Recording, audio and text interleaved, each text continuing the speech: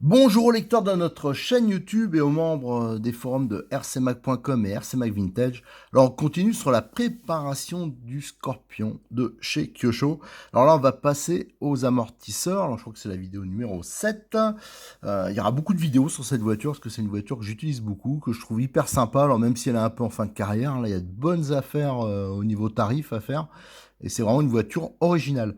Alors on va parler des amortisseurs, parce que les amortisseurs, il y a un peu de préparation. Vous voyez, d'origine, c'est les amortisseurs en plastique. Alors on pourrait dire, oh, plastique. Non, non, ils sont vraiment très solides. Mais je vais quand même vous montrer, il y a des petites choses à faire pour les préparer. Et surtout, comme ils sont en plastique, ils s'usent assez peu. Finalement, ça peut paraître bizarre, mais c'est vrai qu'ils bouffent, ils abîment assez peu l'huile, notamment. Et il y avait, en option, il y avait ces amortisseurs-là qu'on pour les trouver, franchement, maintenant c'est compliqué. Je crois qu'ils sont plus fabriqués. Alors qu'ils sont très beaux, hein, des amortisseurs à membrane, entièrement en aluminium. Mais à vrai dire, quand on faisait des courses avec le Scorpion, on les montait assez peu. Parce que moi je trouvais qu'ils marchaient moins bien, l'efficacité moins bonne qu'avec les plastiques. Alors vous avez ça. Et pour ceux qui voudraient, mais c'était une option qui était assez onéreuse, hein, et j'ai regardé, hein, il y a moyen pour ceux qui veulent mettre des amortisseurs alu en plus qui sont vraiment pas chers, hein, ces amortisseurs que j'ai trouvé chez Modelis 34 que j'utilise sur d'autres voitures comme le Neo de chez Kyosho. Ces amortisseurs un peu universels, ils sont entièrement en aluminium avec la molette, tout ça, et c'est des amortisseurs qui valent 22 euros. Alors c'est pile poil la bonne longueur, donc ça c'est bien. Par contre, pour les adapter, faudra faire un peu de bidouille parce que sur le Scorpion, c'est des vis de 4, hein, c'est du balèze hein, pour fixer au triangle support. Tandis que là, c'est prévu pour des vis de 3. Donc il faudra faire une petite bidouille, mais ça, j'exclus pas que ce soit une des deux voitures que j'ai. Après, je monte ces amortisseurs. Là, bien sûr, il faut prendre les arrières, hein. Alors vous pouvez les trouver hein, sur Model X34, il les a en rouge, il les a en noir. Et moi, je les ai testés sur d'autres voitures, ça marche super bien. Alors, ce qu'on va faire, nous, c'est la préparation. Alors ça, c'en est un qui est déjà préparé. On voit des petites bidouilles comme la fixation du ressort. Au niveau du bouchon, il y a de la préparation à faire. Et surtout au niveau des joints ici, pour pas qu'ils puissent un peu coincer comme ça pouvait nous arriver d'origine parfois. Allez, on va le décortiquer. Alors là, on a un amortisseur que j'ai démonté, hein, c'est des amortisseurs déjà des anciens modèles, hein, que j'ai depuis un paquet d'années, hein, ça fait 6-7 ans. Vous voyez, le corps, ce qui est bien, c'est que comme c'est en plastique, en fin de compte, contrairement à ce qu'on pourrait croire, avec des corps alu, souvent ça marque, le piston il use, ça fait une marque. Sur les corps plastiques, il n'y a pas d'usure. Donc ça, c'est, du moins avec les miens, j'ai jamais eu de problème. Donc ça, c'est pas un problème. Au niveau des pistons, on peut voir que c'est des 3 trous. Alors, il n'y a que, on va regarder les axes. C'est du 4 mm. Et c'est aussi du 4 mm au niveau de la fixation des rotules. Alors déjà, un premier point, ça je le répéterai lors du montage. Quand vous serrez, il faut serrer à fond, hein, pour être au bord là. Mais par contre, après, vous dévissez d'un demi-tour. C'est pour pas que la chape, ça soit en pression. Voilà. Parce que si vous vissez à fond, que c'est en pression, automatiquement, ça risque de fragiliser la rotule. Ça, c'est valable pour tous les montages de rotules. Et attention, quand vous achetez cette voiture actuellement, alors je le cherche, nous à l'époque, ça nous est arrivé, moi ça arrivait 2 fois, hein, mais sur les 2 voitures, d'avoir la casse au niveau du filetage ici. Donc un truc qui est pas mal, et ça n'existait pas à l'époque. Maintenant, il y a une référence avec que les tiges. Alors je vous conseille de prendre un paquet de tiges d'avance, hein. C'est la référence SX 0221-01 et ça vaut 14 euros, je crois, les 4 axes. Bien sûr, ici, lorsque vous faites le montage, faut que ça tourne au gras, hein. Surtout, bloquez pas le piston. Vous voyez, là, j'arrive à le tourner encore. Voilà, donc ça, faut le monter comme ça. Qu'est-ce qu'il y a autrement? Il y a une bidouille qu'on fait. Alors ça, vous l'avez peut-être déjà vu quand je vous ai montré l'amortisseur. Ça, je vous conseille de le faire parce que, en fin de compte, les coupelles, elle est très basse, la coupelle. Si vous prenez le ressort, voilà, quand on met comme ça, vous voyez, il n'y a quasiment pas de portée. Voilà, elle est très basse. Alors, ce qu'on fait, c'est qu'on perce un trou. Alors ici, avec un forêt de 2,5, vous percez ici. Et ça permet de fixer, d'assurer la coupelle avec un petit collier. Voilà, ça évite que ça se déboîte. Ça nous arrivait souvent. Alors ça, c'est un peu embêtant. Ça arrive d'ailleurs sur plein de voitures. Ça, vous pouvez l'appliquer sur pas mal de voitures. Parce qu'après, bon, c'est sûr qu'au niveau suspension, ça se met un peu de travers. Et c'est pas top. Qu'est-ce qu'on faisait aussi comme bidouille? Ici, vous avez le montage d'origine. Donc, vous avez le bouchon ici. Pour l'étanchéité de l'amortisseur, vous avez donc deux joints toriques, une petite bague intermédiaire et une bague épaulée qui vient se loger dans le bouchon, voilà, pour assurer un bon guidage.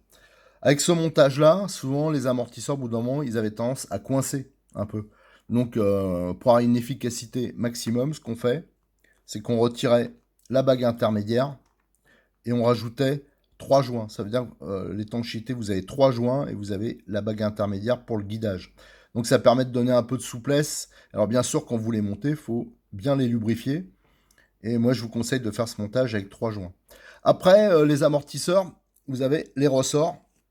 Alors ça, c'est les ressorts d'origine. Alors on peut voir, c'est des ressorts d'une longueur de... Tac, tac, tac, à peu près. Hop, 81-82 mm. Et toute la gamme Kyosho style MP9, hein, je pense les arrières, ils montent. Voilà.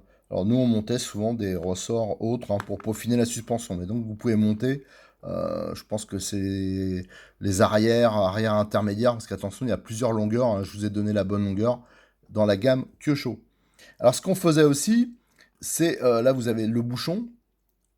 Il y a donc un joint torique, d'ailleurs, que j'ai pas sorti, qui se met, voilà, on peut le voir, hop, j'en ai un là.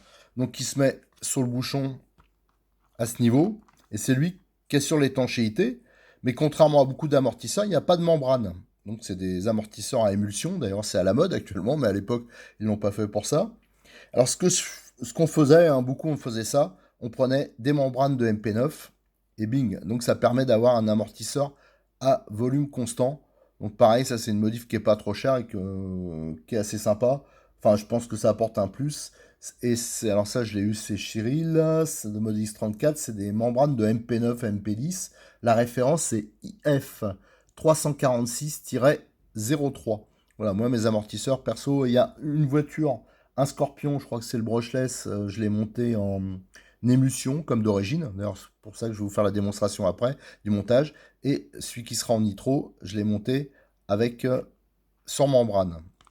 Voilà tout ce qu'on pouvait dire un peu. Alors, à savoir que le réglage, l'amorto, il se fait avec des cales. Donc, il y a deux épaisseurs uniquement. Il y en a une, hop, on va regarder ça. Une de 3 mm et l'autre qui est beaucoup plus épaisse. Et l'autre de 8 mm. Voilà. Donc, c'est comme ça qu'on règle l'amorto. C'est pour ça que c'est pas mal si vous voulez monter les versions Alu que je vous ai présentées avant à 22 euros. Si vous arrivez à les monter, enfin une petite bidouille. Au niveau des fixations, c'est quand même... ceux qui veulent le régler plus finement, c'est pas mal. Mais je vous dis vraiment, les amortisseurs plastiques, hein, le seul truc si vous préparez au niveau des joints, que vous mettez à volume constant, que vous ne serrez pas à fond ici, normalement, ils sont vraiment très fiables et surtout dans le temps, ils peuvent vous durer des années. Ce qui ne sera pas le cas avec des amortisseurs tout alu qui vont s'user, que ce soit au bouchon, au niveau du corps. Bon, c'est sûr que c'est plus technique, plus joli peut-être. Mais ceux-là, ils sont vraiment très bien. Hein. Mais par contre, comme je vous ai dit, je vous conseille de prendre un jeu de tige d'avance. Pour les joints, j'ai pas vérifié, mais je pense que les joints type MP9 ou Neo, tout ça, ça devrait monter. Allez, maintenant, on va faire le montage d'un amortisseur. Je vais vous montrer pour le volume constant ou alors pour la partie à émulsion. Donc là, j'ai rempli mes amortisseurs. Là, j'ai rempli à ras-bord parce que ceux-là, ils vont être mis en version émulsion hein, d'origine. Alors moi, je l'ai rempli à ras-bord personnellement. Alors là, j'ai utilisé de la 500. En fin de compte, il faut avoir de l'huile entre de la 500 et de la 600. Là, comme je refais entièrement mes amortisseurs, je me rappelle plus trop, j'ai fait la bêtise. Hein. Moi, je marque toujours sur le corps d'amortisseur, vous voyez. Je fais des marquages. Là, c'est pour le type de joint que j'ai mis en dessous. Et après, je vais marquer 500, un 5. C'est pour l'huile qu'il y a dedans, pour m'en rappeler. Et ça s'était effacé hein, avec les années. Hein. Ça faisait au moins 5-6 ans que j'avais pas refait mes amortisseurs. Alors, comme quoi, et l'huile était vraiment nickel. Hein. Comme quoi, ça. Enfin, nickel. Elle était quand même relativement propre, nous dirons. Comme quoi, ça résiste bien. Donc, je repars à zéro. Je vais commencer par le plus souple. Hein. Je vais mettre de la 500 et après, j'ajusterai Euh, mais c'était entre 500 et 600.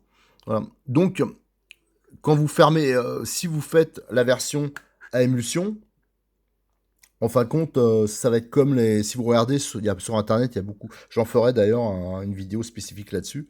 Ça va dépendre. Bien sûr, on le remplit à fond. Et ça dépend de la position de la tige quand vous allez fermer le bouchon. Moi, perso, alors ça donne plus ou moins du rebond. Ça veut dire c'est le retour de la tige. Une fois qu'on a fermé, je vais vous montrer. Là, par exemple, bon là, il suffit de fermer. Il n'y a rien de spécial. Mais je vais vous montrer sur un amortisseur que j'ai déjà rempli. Vous allez voir ce que c'est le rebond. Donc là, je l'ai rempli en version en mettant la tige complètement tirée, hein. Et si j'appuie, vous voyez, la tige, elle revient. Voilà. Si j'avais par exemple monté un peu la tige, par exemple à moitié, et que j'avais fermé le bouchon, donc il y aurait une certaine évacuation d'huile, hein. Alors attention, c'est pareil. Faut le faire, faut remonter, être à niveau et à fermer le bouchon, parce que c'est pas comme certains amortisseurs où il y a un trou de purge, c'est-à-dire quand on monte, ça évacue l'huile en trop. Là, faut le faire avant, ça veut dire vous montez dans la position, vous voulez du rebond, vous fermez et normalement vous aurez moins de rebond. Si vous le montez à fond, normalement vous en aurez pas du tout. Bon, moi je le laisse d'origine parce que avec ces amortisseurs là, en fin de compte, c'est quand même un poil moins précis, surtout qu'ils ont 6-7 ans. C'est un peu moins précis qu'avec des amortisseurs très haut de gamme, tout alu. Donc je préfère le laisser. Il y a des amortisseurs, là ça va être variable. J'en ai monté deux. Je sais pas où est le deuxième, mais il y en a un, il y a du rebond, on voit à moitié à peu près. L'autre, il y en a quasiment pas. Voilà, mais donc là, c'est le cas avec les amortisseurs à émulsion. Ça va être la même chose avec les amortisseurs si vous mettez la version membrane.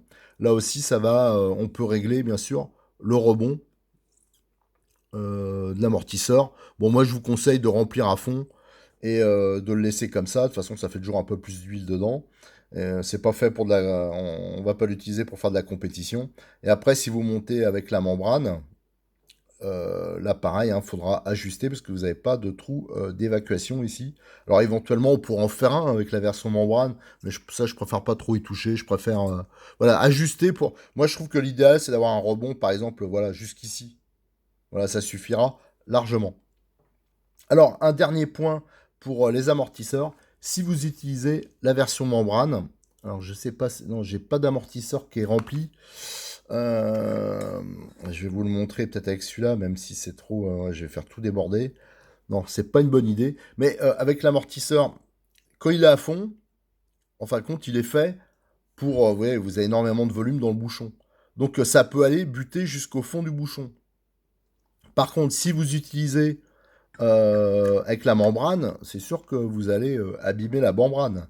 Donc ce qu'il faut faire, moi je récupère les joints qu'il y a sur la tige que j'ai pas utilisé et j'en mets deux ici sur le bouchon et ils vont servir de butée pour l'amortisseur et ça évitera que la membrane elle s'arrache ou elle s'abîme. Voilà, moi je mets la valeur de 2. Alors on peut mettre n'importe quoi, hein, mais là, moi, comme j'ai récupéré les bagues, les entretoises, ben, je les monte à ce niveau-là, j'en monte 2, ce qui fait une épaisseur de, je vais regarder, ça doit faire 3-4 mm à peu près, un peu plus peut-être. Hop, ça fait une épaisseur de, voilà, 4 mm. Et là, en faisant comme ça, ben, on va pas taper dans la membrane. Donc là, c'est nickel. Voilà ce qu'on pouvait dire sur les amortisseurs du Scorpion. Au niveau de la fixation, de toute façon, il n'y a trop rien à dire, hein. C'est des vis de 4 mm, donc c'est du méga balèze au niveau des fixations. Et sur la prochaine vidéo, on va les monter donc sur le châssis. Et on va aussi voir les petites bidouilles au niveau suspension, axe de suspension, rotule, tout ça. Parce qu'il y a pas mal de choses à dire. Bon, je sais qu'il y en a qui râlent parce que je fais beaucoup de vidéos sur le Scorpion, que c'est pas la voiture qui est spécialement à la mode. Mais à vrai dire, je m'en tape un peu. Le tout, c'est de se faire plaisir aussi. Moi, c'est une voiture que j'aime. Alors, je veux partager avec ceux qui seraient intéressés par cette voiture et essayer de détailler un maximum avec la petite expérience qu'on avait. À l'époque, on faisait des compétitions avec ça et il y a beaucoup de petites choses à faire pour le fiabiliser, comme je vous ai déjà montré. Et vraiment, après, c'est une voiture qui est très fiable, qu'on peut utiliser longtemps avec un minimum d'entretien. Et ça, je trouve qu'en fait du loisir, c'est quand même appréciable. Allez, je vous remercie et à tout de suite pour une nouvelle vidéo sur le Scorpion.